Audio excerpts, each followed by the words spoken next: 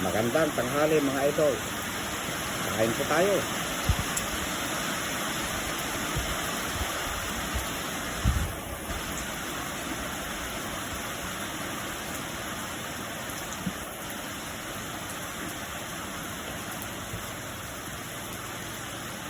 Dinengdeng ang ulam ni Direk na may sahog na tilapia.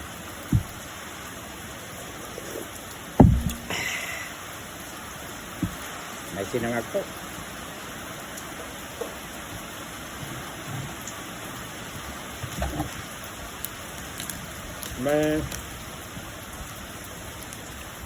May nag-request na kwan yung dulo ng kwan.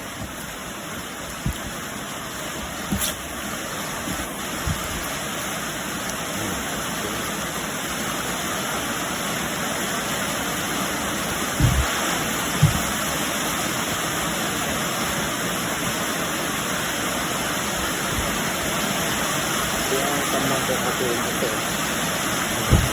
Ay tayo.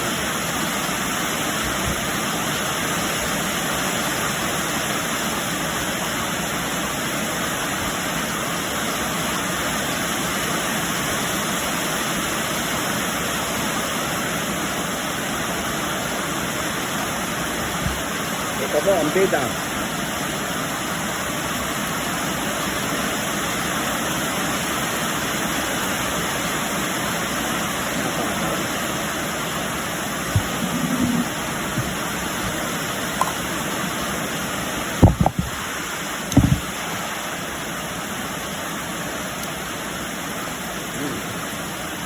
Nabuhan ko rin naman.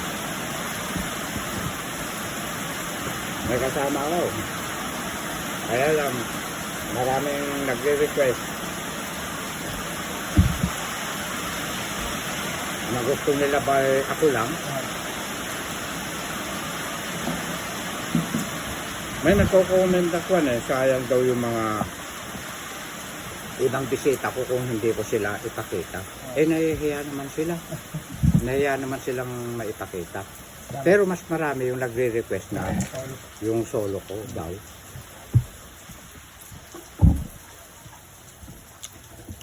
Meron din naman kasi ipinapakita ko na lahat kami Tapos marami din naman nagsasabi mas maganda raw na ako na lang mag-isa. Napakagulo Kuya Eddie. Ano ba yan? Pero maganda yon yung fan. Magkakaiba. Napabibigyan po lahat. Oo. Hindi natin maintindihan kung letter B o ano. Basta ang mahalaga sama-sama. Allah, saya-saya. Alam mo, Billy, may dalawa akong apo na kwan malayo sila.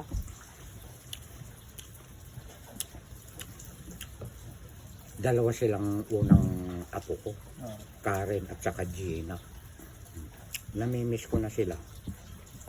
Balita ko may mga anak na sila Hala, apo ko yun, si Gina at saka si Karen.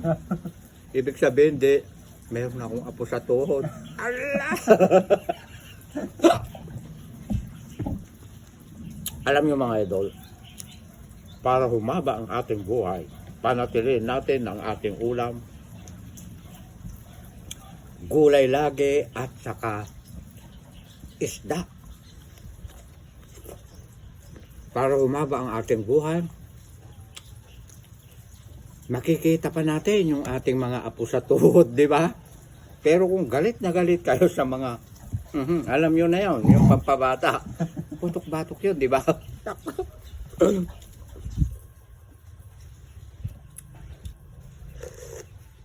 May mga nagko-comment.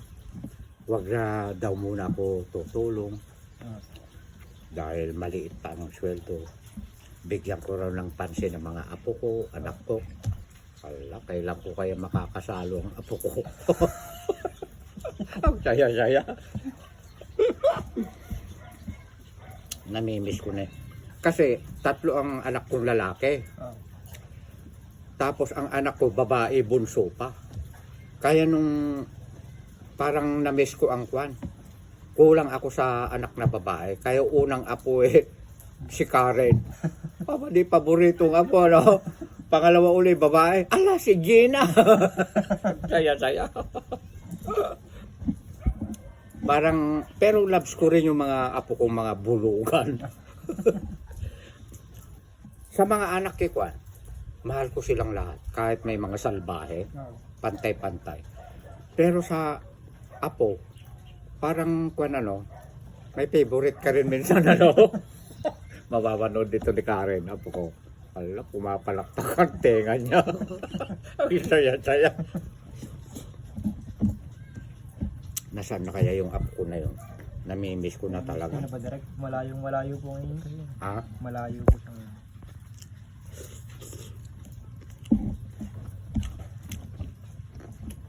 Kung mapapanood mo ito, apo ko Karen at saka Gina. Marami na naman pong langaw. May mga poultry po kasi dito eh. Gusto ko kayong pati mga lalaki yung gusto na apo ko na gusto dito kay Lolo pagka loobin po nung nasa taas at malaki na ang sweldo ni Lolo nyo, gusto ko kayong kupkupin, pag-aralin ko kayo para pagtanda ko alagaan nyo ako kasi si Lolo nyo balang araw darating tayo lahat dyan yung puro ala-ala na lang tayo Ah. Yan. Kaya sana Lord, bago mo ako kunin, may ayos ko muna ang mga kalagayan ng mga anak ko, mga apo ko. At saka bukod sa lahat, marami akong matutulungan.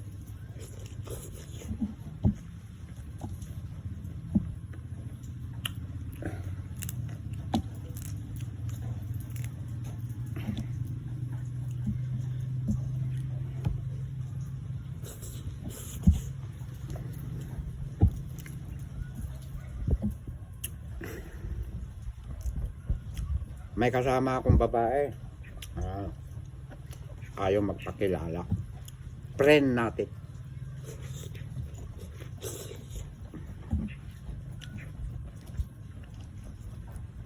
Tinutulungan niya akong maglaba.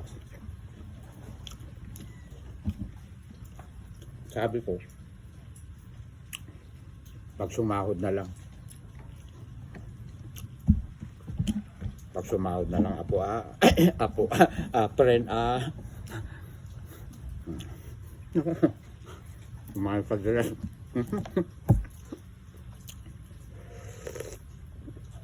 Bakit apo nabanggit ko? Baka nakakagat ng labi ng apo ko Napagkukwentuhan ka siya Oo po. Kaya nga, kinakwento niyo po sa kanina.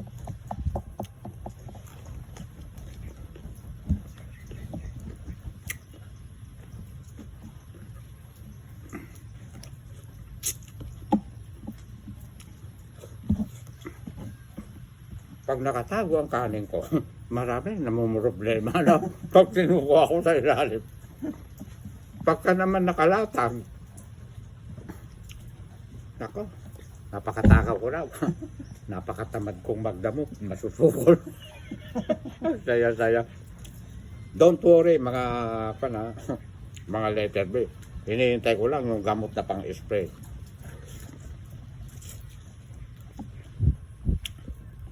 Four liters yun. Lahat. Makikita nyo, parang nasunog yan. At saka bati-bati na tayo, no? Minsan nai-stress ako. May vlogger ba na kwa? Oo. Hindi niya nakayanan ka... Nako. Nagkasakit po ng cancer. Na-stress masyado. Ala, nakaka-cancer ba yun? May stress ka? Oo. Talaga? Yung po kasi pagkain ng cancer, yung mga stress po, mga ganun. Vitamins po ng cancer yun para lumala po ng lumala. Nakaka-cancer pala yung nai-stress ka, no? Hindi ako nai-stress sa inyo, mga letter B. Sikat na vlogger yun. Opo. Big time na. Opo. Hala. Umpisa pa lang siguro napapasikat ginugulpi na ng mga letter B, ano? Kakabasa raw po ng mga letter B sa comment. Ay, may ampalaya pa pala dito ka na. Wow. Wala na akong kanin. Medyo diet muna. Alam niyo mga idol, kapag kami na kinakain kayo ng mga pinirito, etc., etc., kontrahin ng ampalaya. Ayan.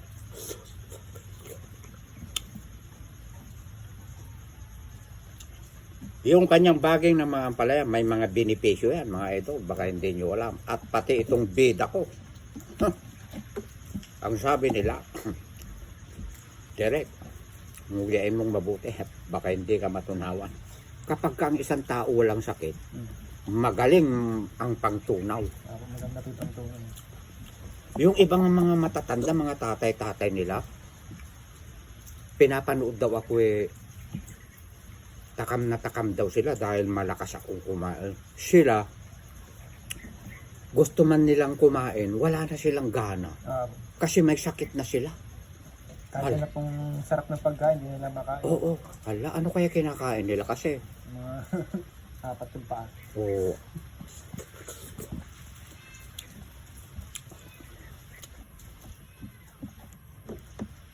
May in-interview si Sir Willie William matandang lola.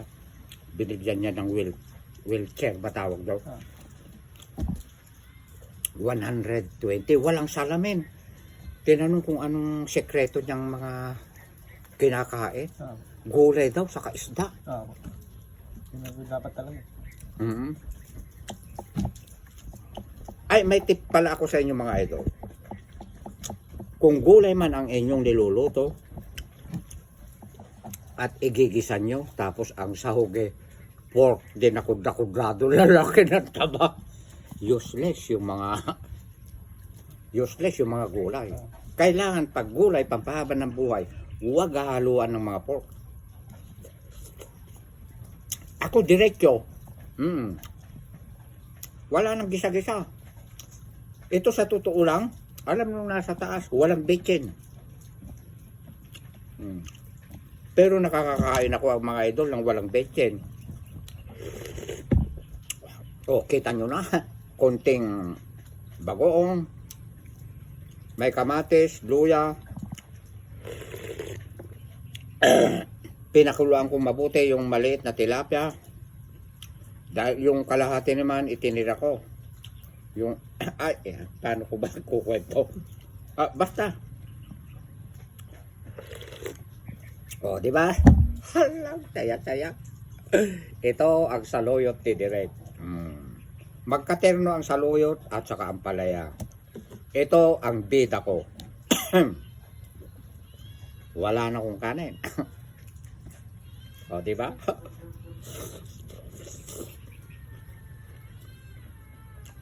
Yung iba naman, mamaya ka nagsalita, baka mamaya meron na naman letter B.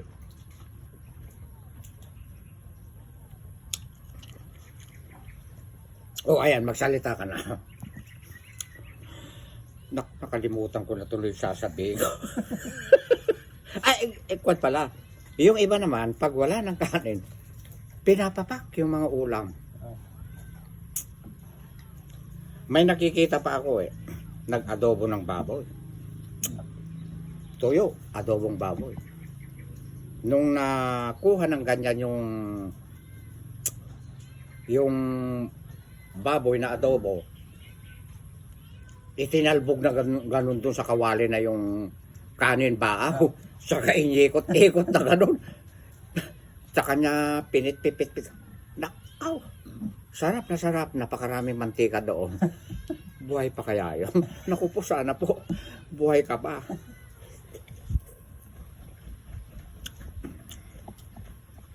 Diba? Kaya. Dito sa amin, hindi ako namimili ng mga gulay ko. Nasa paligid ko, ang mga ikinabubuhay ko ng mga gulay. Ang bigas ko naman, napakarami ko ang nauutangan. Sako-sako. Nako. May kumukompute pa pala. Napakalakas ko raw kumain. Ang kinakain ko raw sa halos maghapon, parang 5 kilos. Ngayon, itinimis sa kung ilang kilos sa isang buwan. Naku, libong halaga eh. Natatawa ako. Grabe naman, idol. May accounting pa eh.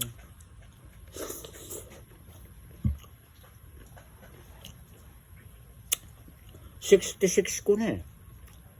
Kung sadyang nakaka-diabetes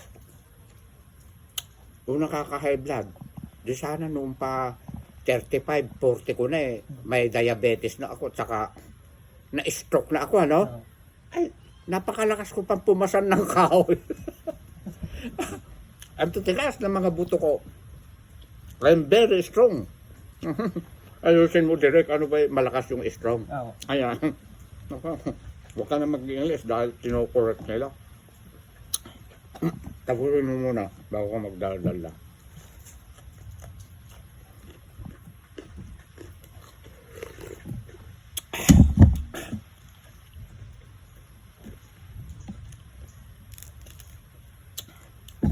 Konti lang. Napakaalat ang ginawang timpla ng aking bisita. Toyo yun kaya.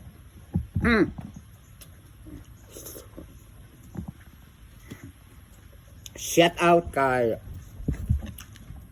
Martinez Los, Lorena Mercado, Dimros, Melody Apilado, at saka si Edith Ponsalan Gonzales, ano? Isama na rin si Mr. Daita. Bati-bati na tayo. Ayan. Magpapatawaran tayo kung ano ang kasalanan natin ng bawat isa sa atin na ipanalangin ko na sa taas. Dalawin niyo ako rito. I-chat mo sila, Mr. Daita.